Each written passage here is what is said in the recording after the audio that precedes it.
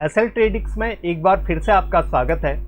सामने जो आपको चार्ट दिखाई दे रहा है, ये दिखाई दे रहा है निफ्टी 50 का इंडेक्स का चार्ट। मैं ऑप्शन बाइंग पे आपको यहाँ पर आज विश्लेषण फिर से बताने वाला हूँ और समझाने वाला हूँ कि कहाँ पर हमारी कॉल साइड को या कहाँ पर हमारी पुट साइड को एंट्री बन सकती थी, जहाँ पर हम प्रॉफिट कमा सकते थे। जैसा कि कल आपने देखा हुआ है कि कल शाम के समय में मार्केट बहुत अच्छी तरह से सेलिंग प्रेशर था और मार्केट नीचे आया हुआ था। और मैंने कल आपको बताया हुआ था कि जब मार्केट गैप अप या गैप डाउन होता है तो मैं 9:15 से लेकर के 9:20 यानी कि 5 मिनट की जो कैंडल होती है उसको काउंट नहीं करता हूँ, उसको मैं छोड़ देता हूँ। 9:20 के बाद जो कैंडल बनती है मैं उसके बाद यहाँ पर एंट्री मारने की कोशिश करता हूँ। अब जैसा कि कल आपने देखा था, कल मेरी जो एंट्री थी वो 9:25 की कैंडल यानी कि 5 मिनट की कैंडल जब पूरी तरह से क्लोज हो गई थी उसके बाद मेरा पुट साइड को मेरा ऑर्डर लगा था। लेकिन आज मैंने क्या किया था, आज 9:25 में जैसे ही कैंडल ने प्राइस एक्शन मुझे यहाँ पर कंफर्मेशन दी कि यहाँ पर मैं कॉल साइड को जा सकता हूँ, तो मेरी जो एंट्री थी वो यहाँ पर थी। लेकिन मार्केट स्पीड के साथ नहीं जा रहा था, इस वजह से इस वाली कैंडल पे मैंने यहाँ पर अपनी जो पोजीशन है उसको स्क्वायर आउट कर दिया था और मैं बाहर आ गया था। उसके बाद यहाँ पर हुआ क्या था, अब जब तक आप इस चीज इंडेक्स के साथ साथ आप दो चार्ट और यहां पर लगा करके नहीं रखेंगे, एक कॉल साइड का चार्ट और एक पुट साइड का चार्ट, और वो लगाना कौन सा है वो भी मैं आपको इस वीडियो में आपको बताने वाला हूं ताकि आपको समझ में आए कि हम कहां पर गलती करते हैं। मैंने आपको हमेशा बोला हुआ है कि अगर मार्केट 9 EMA के ऊपर, यानी कि जो ये रेड लाइन है, ये रेड लाइन है 9 EMA। अब मैंने एक वीडियो बनाई हुई है 9 EMA और 27 EMA कैसे लगाते हैं, आप जाकर के उस वीडियो को देखिएगा और समझिएगा कि 9 EMA और 27 EMA मैंने कैसे लगा रखी है। 9 EMA रेड लाइन है और 27 EMA मैंने ग्रीन लाइन अपने हिसाब से लगाई हुई है। जब 9 EMA के ऊपर मार्केट होती है तो मैं कॉल साइड की पोजीशन को देखना चाहता हूं, मैं कॉल साइड के सेटअप को ढूंढता हूं, और 9 EMA के नीचे अगर आती है तो मैं पुट साइड के जो सेटअप है उसको ढूंढने की कोशिश करता हूं। अब बात आती है कि 9 EMA पर ट्रेड कैसे करना है। अगर मार्केट 9 EMA के नीचे क्लोज हो जाती है तो अगली 5 मिनट कैंडल का वेट करना है, अगली 5 मिनट की कैंडल कैसी बन रही है। अब यहां पर अगर आप देखेंगे, इस वाली जगह यहां पर अगर आप देखते हैं, यहां पर क्या होता है, 9 EMA के नीचे कैंडल बनती है, अगली 5 मिनट की कैंडल फिर से क्या बन जाती है, ग्रीन बन जाती है। अब यहां पर आते हैं, यहां पर 9 EMA के पास में मार्केट आती है, 9 EMA के नीचे कैंडल क्लोज होती है, अगली 5 मिनट की कैंडल ग्रीन बनती है, लेकिन उसके बाद जो 10 मिनट होते हैं, 5 मिनट 10 मिनट, मार्केट इसके ऊपर क्लोज नहीं करता है। उसके बाद मार्केट यहां पर एक एंट्री, यहाँ पर मैंने कल शाम को यहाँ पर एक एंट्री मेरे साथ वाले ने यहाँ पर एक एंट्री बनाई थी जिसमें उसने बहुत अच्छा प्रॉफिट कमाया था, क्योंकि मैंने कल यहाँ पर प्रॉफिट ले लिया था, उसके बाद मैंने कोई भी ट्रेड नहीं लिया।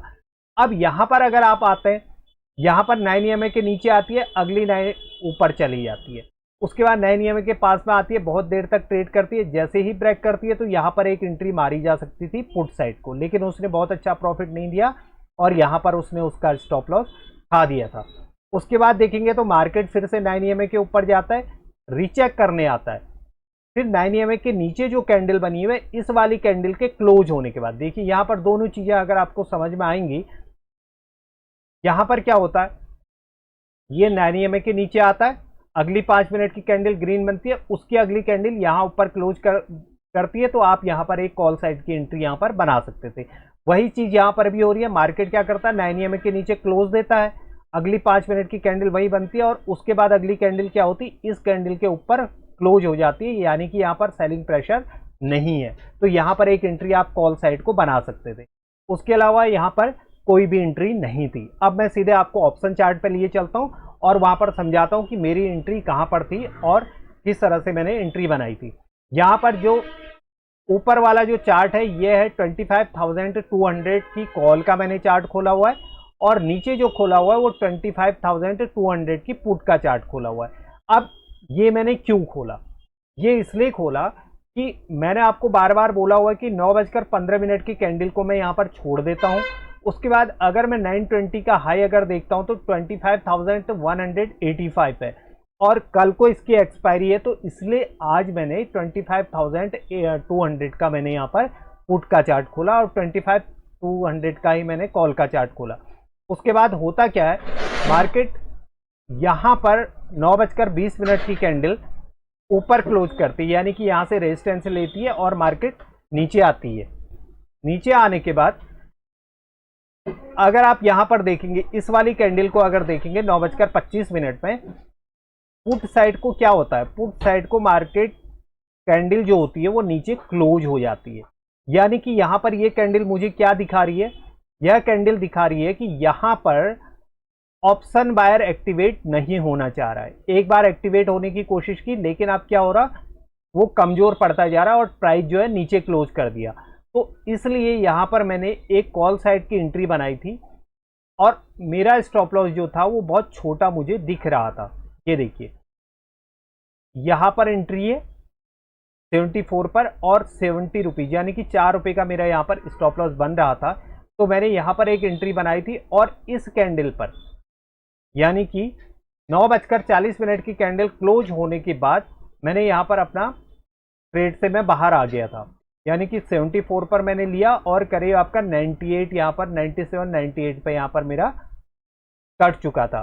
मार्केट यहां से हल्का सा ऊपर 104 रुपए तक और जाती है, लेकिन उसके बाद नीचे आ जाती है। उसके बाद मैंने यहां पर कोई ट्रेड लेने की कोशिश नहीं की।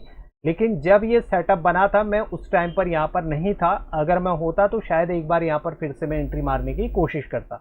अब बात आती है कि यहां पर पुट साइड को कैसे सेटअप बना था। पुट साइड को अगर आप देखेंगे, यहां पर इस वाली कैंडल पर क्या हो रहा है, मार्केट ये जो कैंडल है 11:30 की कैंडल,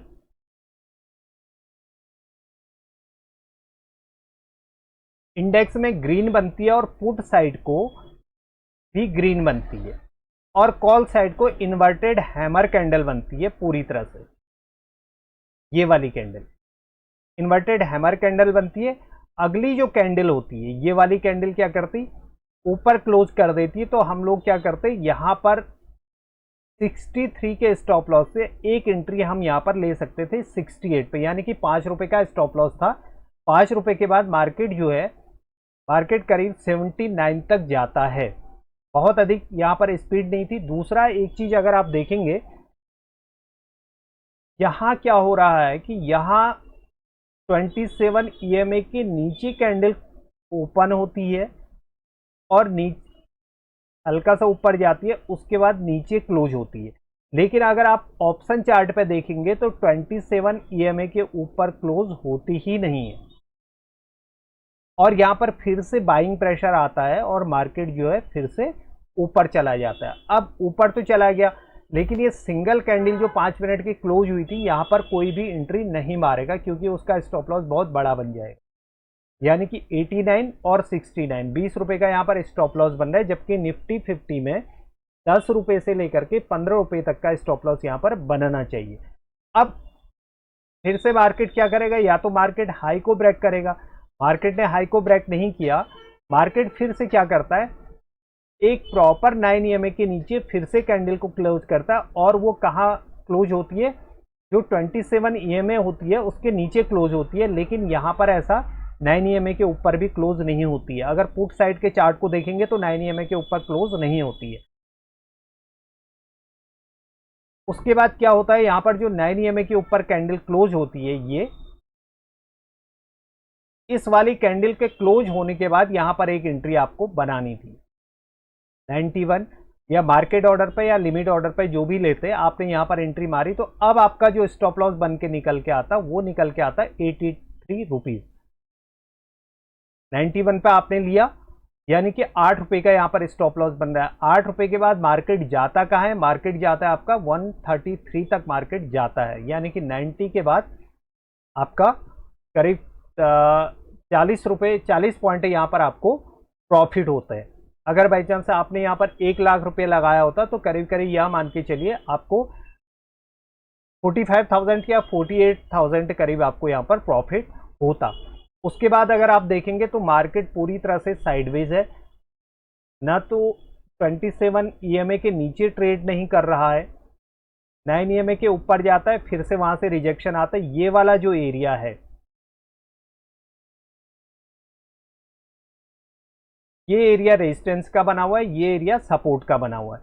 अब कल को किस तरह से यहाँ पर ट्रेड कर सकते हैं, कल को अगर मार्केट यहाँ पर कहीं खुलता है, इस एरिया पर कहीं खुलता है, रिजेक्शन आता है और यहाँ पर कोई प्राइस एक्शन बना करके अगर नीचे को गिरेगा तो हम यहाँ पर पुट ले सकते हैं। पुट के लिए हमारे पास जो स्पेस है वो है 25,150 तक का, 200 तक का एक लेवल निकल करके आ रहा है जहाँ पर हम ट्रेड ले सकते हैं। अगर इसी तरीके से अगर आप कल के ट्रेड को भी देखेंगे तो कल भी मार्केट क्या कर रहा है, 9 EMA के नीचे कैंडल क्लोज करता है, उसके बाद अगली 5 मिनट की कैंडल ऊपर बनती है, उसके बाद जो अगली 5 मिनट की कैंडल इसके ऊपर क्लोज होती है, आपने यहाँ पर एंट्री मारनी है और करीब करीब यहाँ पर का आपने स्टॉप लॉस लेना है। उसके बाद धीरे धीरे मार्केट ऊपर चला गया। अब यहाँ पर क्या हो रहा है, यहाँ पर 9 EMA के नीचे कैंडल आती है, अगली 5 मिनट की कैंडल होल्ड करती है और उसके बाद अगली 5 मिनट की कैंडल यहाँ पर 10 मिनट रुकती है और मार्केट नीचे आती है। अब वही चीज यहाँ पर भी हो रही है। यहाँ पर अगर आप देखेंगे यही चीज यहाँ पर भी हो रही है। यहाँ पर क्या हो रहा है कि ये 9 EMA के नीचे क्लोज होती है, यहाँ पर से जैसे ही ये कैंडल क्लोज हुई हमने यहाँ पर एंट्री मारी और मार्केट ने प्रॉफिट ना दे करके हमारे स्टॉप लॉस यहाँ पर ले लिए थे। यानी कि कभी मार्केट आपके स्टॉप लॉस लेगा सेटअप के हिसाब से, कभी आपको बहुत अधिक प्रॉफिट दे करके जाएगा, जैसे कि कल 9 EMA ने बहुत अच्छी तरह से काम किया था। अगर वीडियो पसंद आई हो तो इसको लाइक करिएगा, शेयर करिएगा और चैनल को सब्सक्राइब जरूर करिएगा।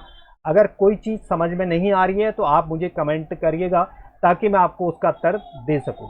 Thank you very much.